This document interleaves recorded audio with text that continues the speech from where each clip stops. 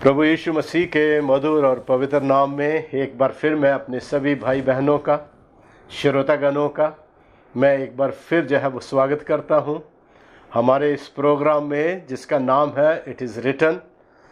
और हमारे जो संदेश जो दिए जा रहे हैं वो उस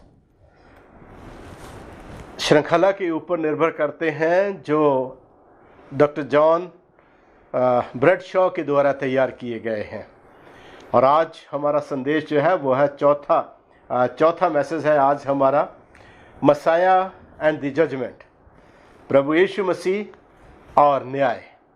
परमेश्वर का धन्यवाद देते हैं। मैं एक वचन आपके सामने पढ़ना चाहूँगा जो दूसरा कुरिन्थियों उसका 5वां अध्याय उसके 10वें वचन में पढ़ा आया है।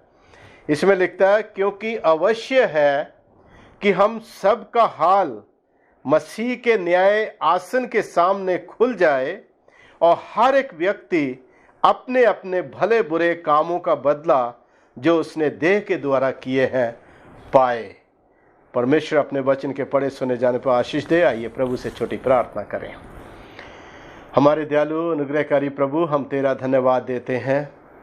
तूने एक और सुंदर अवसर दिया है ताकि हम एक गंभीर विषय के ऊपर बातचीत कर सकें।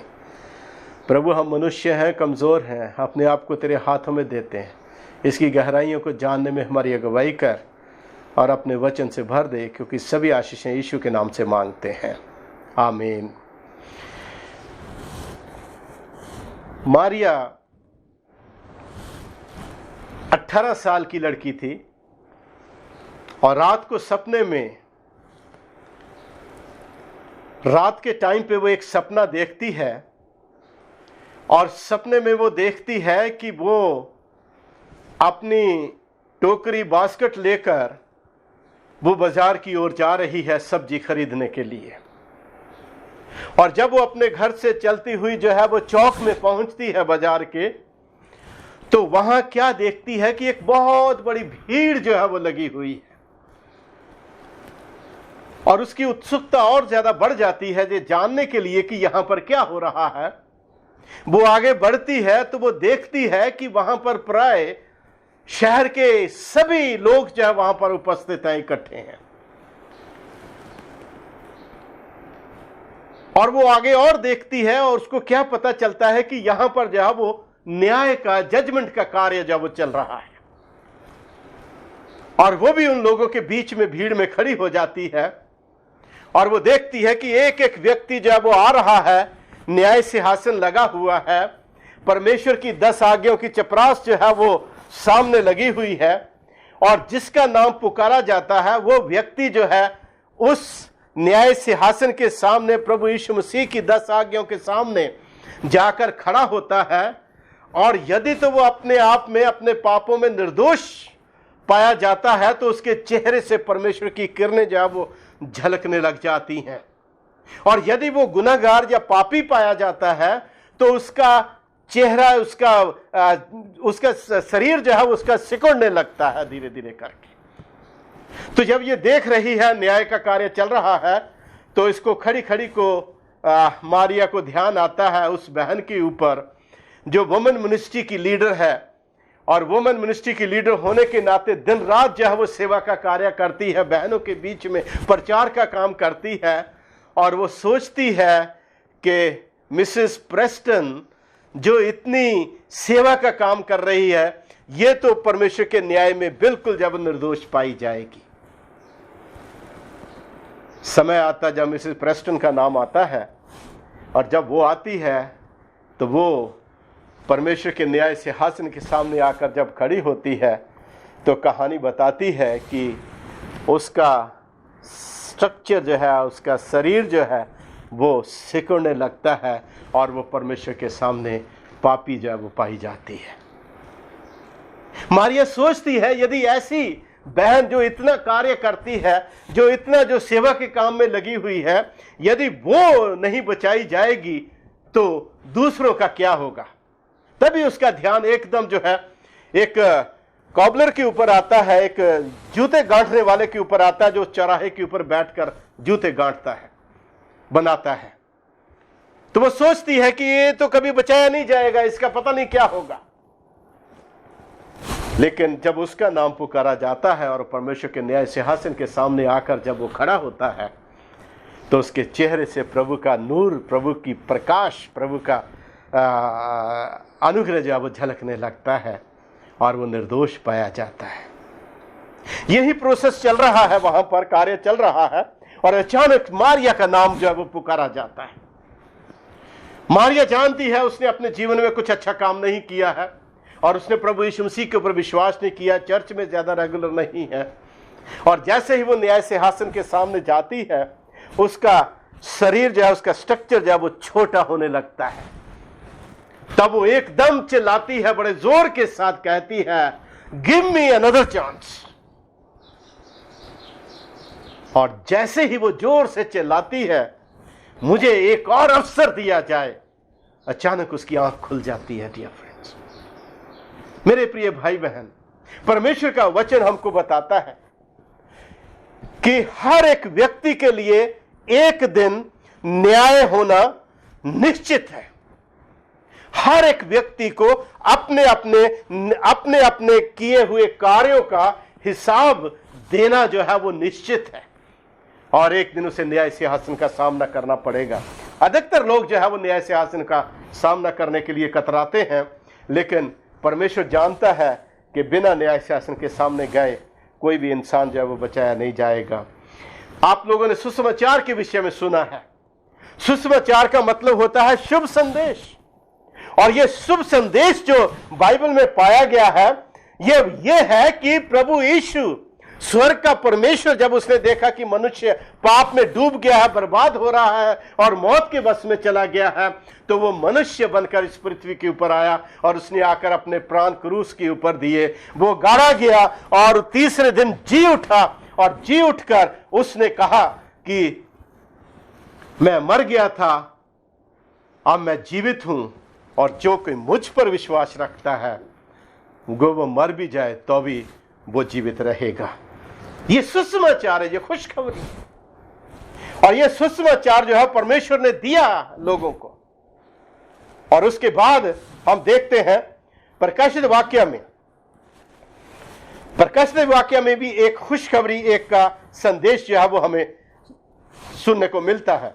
प्रकाशित वाक्य उसका 14वां अध्याय, उसमें लिखता है उसकी 6ठे वचन में, फिर मैंने एक और स्वर्गदूत को आकाश के बीच में उड़ते हुए देखा, जिसके पास पृथ्वी पर के रहने वालों की हर एक जाति, कुल, भाषा और लोगों को सुनाने के लिए सनातन सुसमाचार था। वही खुशखबरी, वही सनातन सुसमाचार प्रिय भाई बहन यहां पर भी है। यहां स्वर्गदूत एक संदेश के साथ जो है वो आ रहा है, और वो संदेश जो है वो मेरे और आपके लिए नहीं है, सिर्फ संसार के हर व्यक्ति के लिए, हर भाषा, हर बोली, हर जगह के लिए और हर व्यक्ति के लिए वो संदेश है प्रिय भाई बहन। और वो संदेश जो है वो सनातन सुसमाचार है। और सुसमाचार जो है वो यदि प्रभु यीशु मसीह की जिंदगी से, उसके जीवन से संबंध रखता है, तो वो सुसमाचार प्रिय भाई बहन वो न्याय के दिन से भी संबंध रखता है।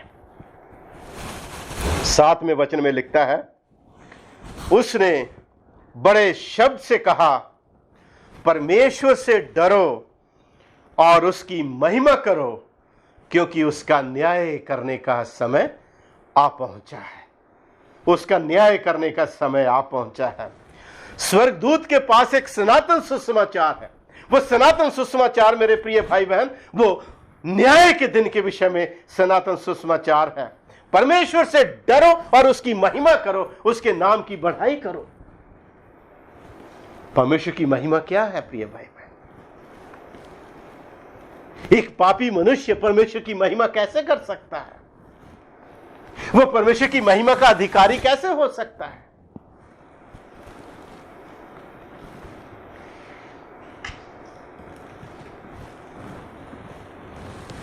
परमेश्वर की सच्ची आराधना करने के द्वारा,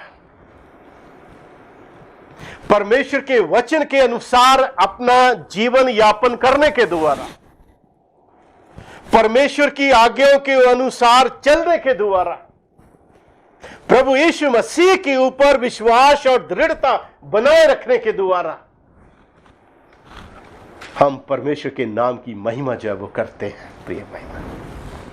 आगे लिखता है उसकी आराधना करो, उसकी आराधना करो, स्वर्ग के परमेश्वर की।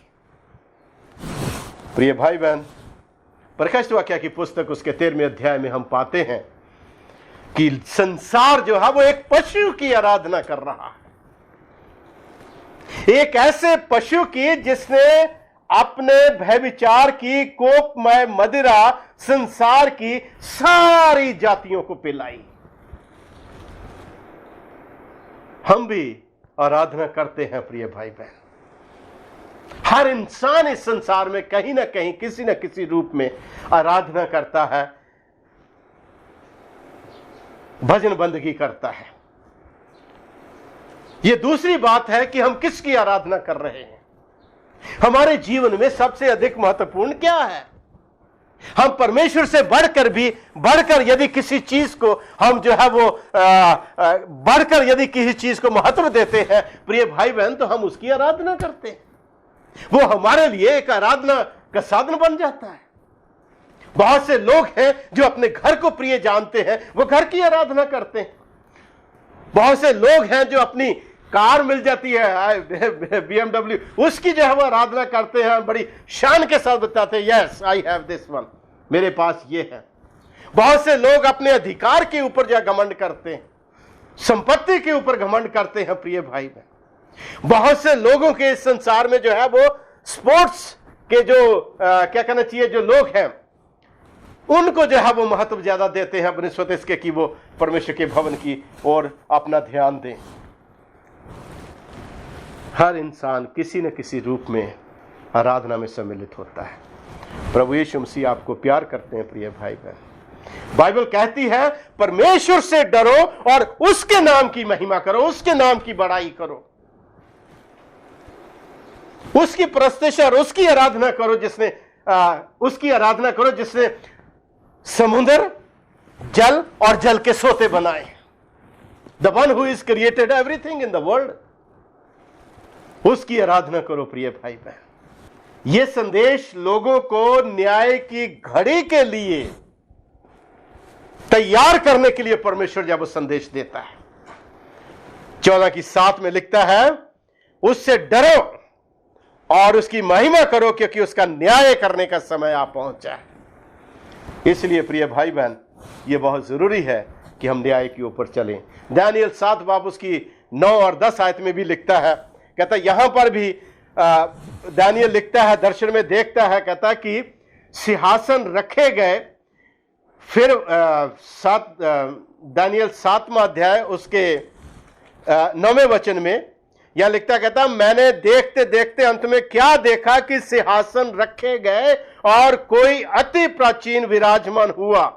उसका वस्त्र हिमसा उजला और सिर के बाल निर्मल ऊन सरीखे थे। उसका सिंहासन अग्निमय और उसके पहिए धधकती हुई आग के से दिखाई पड़ते थे।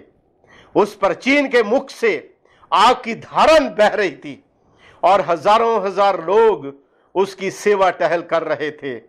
लाखों लाख लोग उसके सामने हाजिर थे। फिर न्यायी बैठ गए और पुस्तकें खोली गईं। प्रिय भाई बहन, ध्यान रखिए, न्याय की घड़ी परमेश्वर के वचन में बार बार जो है बताई गई है कि परमेश्वर जो वो न्याय करने वाला है, इस संसार का वो न्याय करेगा। हम लोग जब न्याय के विषय में देखते हैं तो बाइबल में बहुत लंबी भविष्यवाणी दी गई है। सबसे the longest prophecy in the Bible dear friends, वो दी गई है दानियल की पुस्तक उसका 8वां अध्याय उसके 14वें वचन में। उसमें लिखता है, कहता है कि तब उसने मुझसे कहा जब तक सांझ और सवेरा 2300 बार ना हो तब तक यह होता रहेगा, तब पवित्र स्थान शुद्ध किया जाएगा। दानियल चैप्टर 8 वर्स 14। यह प्रोफेसी जो है वो 2300 दिन की प्रोफेसी, यह हमको बताती है कि परमेश्वर के घर में एक निश्चित समय है, एक ठहराया हुआ समय है, न्याय का समय। और जब इस भविष्यवाणी का हम अध्ययन करते हैं तो ये भविष्यवाणी जो है अर्थक्षेत्र राजा के आज्ञा निकालने से, जो मादा फारस का राजा था, वहां से इस भविष्यवाणी की शुरुआत होती है। और ये 457 बीसी से इस भविष्यवाणी का आरंभ होता है। और इसमें लिखता है, परमेश्वर कहता है दानियल से कि हे दानियल, तेरे लोगों को 7 सप्ताह दिए गए हैं ताकि वो परमेश्वर का भवन बना सके और वापस यरूशलेम में जाके बस सके।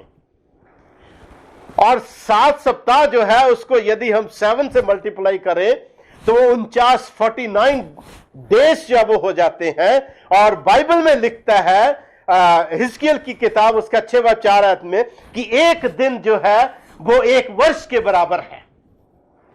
और नंबर्स उसकी 14 बाब में भी लिखता है कि एक दिन एक वर्ष के बराबर है। तो ये भविष्यवाणी के जब हम टाइम लेते हैं तो ये भविष्यवाणी के समय जो है ये हमको एक दिन एक वर्ष के बराबर जो है वो हमें इसकी गणना करनी होती है, तब पता चलता है। उसके बाद वो लिखता है 62 सप्ताह का अलग जो वर्णन करता है, 62 सप्ताह का वो अलग वर्णन करता है। 62 सप्ताह जो है 434 साल हो जाते हैं। और 434 साल जो है 7 सप्ताह और 62 सप्ताह 59 सप्ताह हो जाते हैं। और वो कहता है 70 सप्ताह तेरे लोगों को दिए गए हैं ताकि वो पश्चाताप करें, अपने पापों से तौबा करें और परमेश्वर के पास लौट आए। लेकिन हम देखते हैं परमेश्वर का वचन भविष्यवाणी में लिखता है कि 59 सप्ताहों के बीतने के पर एक सप्ताह जो है वो दिया गया, जिसमें प्रभु जो डेट हमको जो है वो प्रभु यीशु मसीह के बपतिस्मे की डेट तक लेकर आती है। वो कहता आधे ही सप्ताह के बीतने पर वो अभिषेक पुरुष जब वो काटा जाएगा। और ये भविष्यवाणी 17 शताब्दी हमको 34 एडी तक जो लेके आती है। और इसी दौरान हमारा प्यारा प्रभु जो है सलीब के ऊपर जो है वो मारा जाता है, गाड़ा जाता है और जी उठता है। और 34 एडी में इजराइल लोग जो है वो पूरे तरीके से स्तिफनस को पत्थरवाह करने के द्वारा इस बात का इनकार कर देते हैं कि वो प्रभु यीशु मसीह को ग्रहण करेंगे। और जैसे इनकार कर देते हैं वहां से फिर सुसमाचार जब अन्य जातियों में जाना शुरू होता है। और उसके बाद जो है वो 2300 दिन की भविष्यवाणी में 1810 वर्ष जो वो बचते हैं, जो हमको एग्जैक्टली जो है वो 1844 में लेकर आते हैं, जहां पर बाइबल के अनुसार और दानियल की भविष्यवाणी के अनुसार इन्वेस्टिगेटिव जजमेंट या पूछताछ की अदालत जो है स्वर्गीय पवित्र भवन में जो है वो आरंभ होती है। प्रिय भाई बहन, पवित्र भवन में आरंभ होती है। और 1844 से स्वर्गीय भवन में न्याय का कार्य चला आ रहा है। और आज देखिए कितने वर्ष उसको जो है वो बीत गए हैं। आदम के समय से लेकर इस समय तक जितने लोग मरे हैं उन सब का न्याय हो रहा है। और यह न्याय एक दिन जब स्वर्गीय भवन में पूरा हो जाएगा, उसके बाद प्रभु यीशु मसीह का आगमन हो जाएगा। प्रिय भाई बहन, प्रभु यीशु मसीह का वचन बहुत ही अद्भुत वचन है जो हमको न्याय के विषय में बताता है और न्याय के विषय में हमको सावधान करता है। इसलिए परमेश्वर के वचन में लिखता है, एक्लीसियास्टिस सबोपदेश की पुस्तक एक्लीसियास्टिस उसका 12वां अध्याय उसका 13 और 14 वचन मैं आपके बीच में पढ़ना जो है वो चाहूंगा। यहां लिखता है, सालोमन राजा कहता सब कुछ सुना गया, अंत की बात यह है कि परमेश्वर का भय मान और उसकी आज्ञाओं का पालन कर, क्योंकि मनुष्य का संपूर्ण कर्तव्य यही है। क्योंकि परमेश्वर सब कामों को और सब गुप्त बातों को, चाहे वो भली हो या बुरी, वो न्याय करेगा। प्रिय भाई बहन, वो न्याय का दिन जो है वो निकट आ रहा है। उस न्याय के दिन के लिए परमेश्वर चाह रहा है कि उसके लोग जो है वो अपने आप को तैयार करें, अपने आप को बदलें, अपनी जिंदगियों को प्रभु यीशु मसीह को सौंप दें और उसके प्यार में बढ़ते हुए प्रभु यीशु मसीह की लिए काम करें। प्रकाशित वाक्य उसका 22 अध्याय उसके 12वें वचन में लिखता है, कहता परमेश्वर कहता है, कहता है देख मैं शीघ्र आने वाला हूं और हर एक के काम के अनुसार प्रतिफल देने के लिए, बदला देने के लिए प्रतिफल मेरे पास है। प्रिय भाई बहन, वो जजमेंट का डे बहुत जल्द आ रहा है। हो सकता है कि इस इन्वेस्टिगेटिव जज में आपका नाम कब जो है वो पुकारा जाए और आपका हिसाब किताब कब किया जाए, क्योंकि स्वर्ग में लिखता है, स्वर्ग में रिकॉर्ड की किताबें हैं प्रिय भाई बहन, और जब भी कभी किसी इंसान का रिकॉर्ड होता है, न्याय होता है, तो उसके लिए जब उस स्वर्ग में परमेश्वर उन किताबों को खोला जाता है। प्रिय भाई बहन, दानियेल की पुस्तक हमको यही लिखती है। इसलिए प्रभु चाहता है कि हम अपने जीवन को, अपने परमेश्वर को, प्रभु को अपने को सौंप दें, ताकि वो परमेश्वर अद्भुत जो अनुग्रहकारी प्रभु है, वो स्वर्गीय मंदिर में जहाँ न्याय चल रहा है आज, उस न्याय को, उस न्याय में हम जब हमारा नाम पुकारा जाए तो प्रभु यीशु मसीह हमें जो है वो हमारी जगह के ऊपर मध्यस्थता कर सके और हमको प्रभु यीशु मसीह के प्यार के लिए तैयार कर सके। प्रिय भाई बहन, हमारे पास समय की कमी देखते हुए हम जो है अपनी बातचीत को यहीं पर एंड करेंगे एक स्टोरी के साथ। लिखता है एक आदमी